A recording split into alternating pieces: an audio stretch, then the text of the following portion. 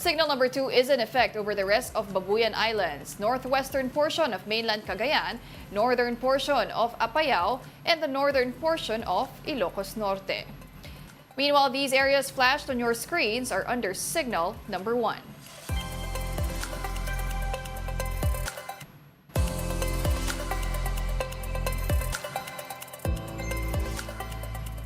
Now these areas are also under signal number 1 due to Pepito.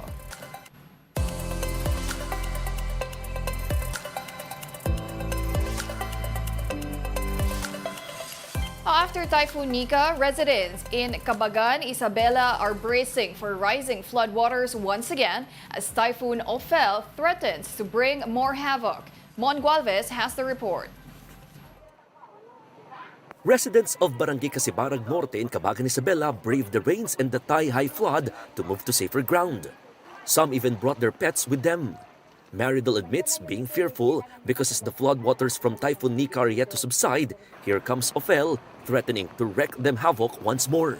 Diyan kami natatakot kasi sobrang taas ng tubig dito. Kailangang likas agad kasi ayaw namin mangyari sa mga tao dito kasi malakas ang agos dito.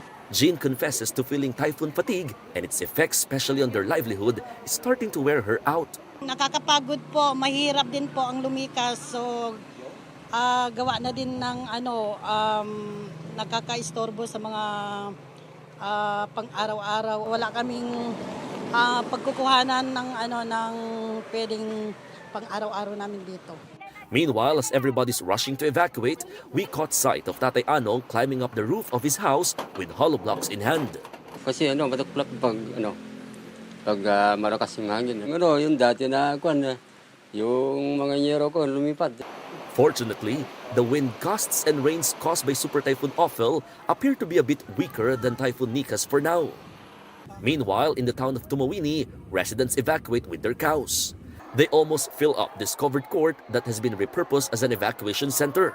Despite their desolate state here, Maria Fest family would choose this over staying in their home beside the river where their roof has been blown off by the previous storm. Pag nakakarinig po ako ng ganito, simple man lang po yung bagyo, kahit signal number 1 lang po, talagang kinakabahan na po ako. 2 baso lang po yata yung bigas na namin, nadala, as in walang-wala po. And because of the weather, children are starting to get sick. Hindi natin naiiwasan na na-expose sila sa ulan at saka sa lamig. So ready ang mga barangay health workers natin sa pagbibigay ng mga free medicines. That is why, as local officials made rounds of the evacuation center, they made sure to distribute hygiene kits, as well as medicines and vitamins for the kids. For News 5, I'm Mon Gualvez. We are One News. Over 300,000 individuals in Luzon were affected by typhoons Nika and Ophel. Based on the latest report of the National Disaster Risk Reduction and Management Council, more than 85,000 families in Ilocos Region, Cagayan Valley, Central Luzon, Bicol, and the Cordillera Administrative Region were affected by the 2 storms. Around 8,600 families, meanwhile, are currently in evacuation centers. No deaths are reported so far, but the NDRRMC is currently validating 2 reported injuries. We'll be back with more stories after this break. Keep it here on One News.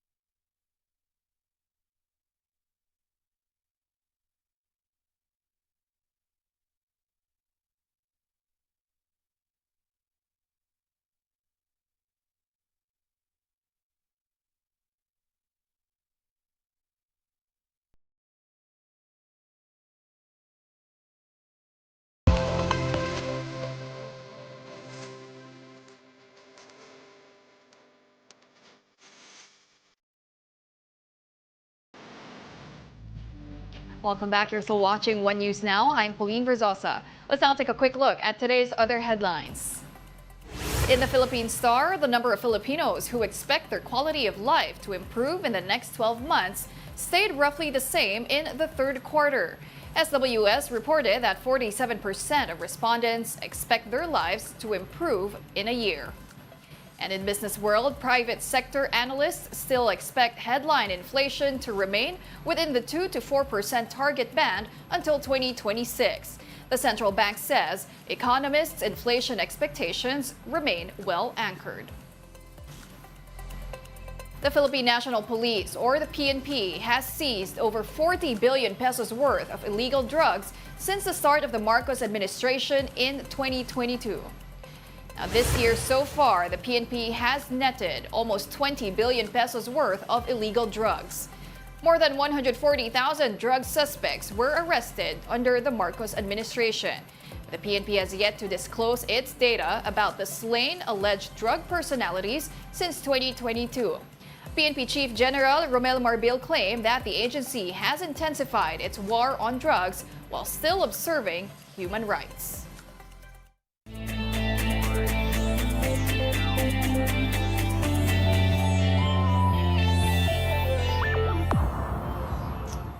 The Akari Chargers doused the Zeus Coffee Thunderbells for their second win in the PVL All-Filipino Conference.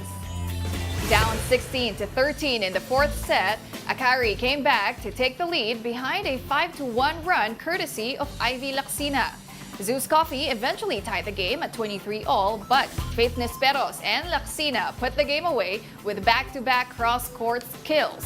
Akari will have enough time to rest before its November 23 match against the Creamline Pool Smashers. Isinusulong ng ilang health advocates ang paglalagay ng warning label sa mga produktong may mataas na sugar at salt content. At para bigyan ng mukha ang balita, Mobile Journal, Evan Tarinque.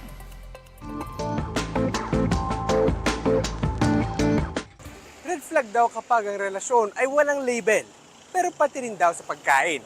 Delikado kung wala niyan. Kaya naman isinusulong ng isang grupo ang tinatawag na warning label policy. Chocolate, chichirya, at iba pa, kahit natatawag na junk food, tinatangkilik pa niya ng marami sa atin.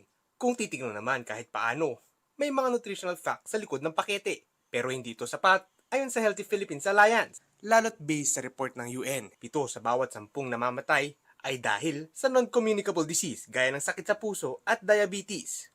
Mga sakit na maaaring may kinalaman sa lifestyle at kinakain. Kaya ang isinusulong ng grupo, magkaroon ng food label policy na naglalayong ilagay ang babala sa harap ng pakete ng processed food.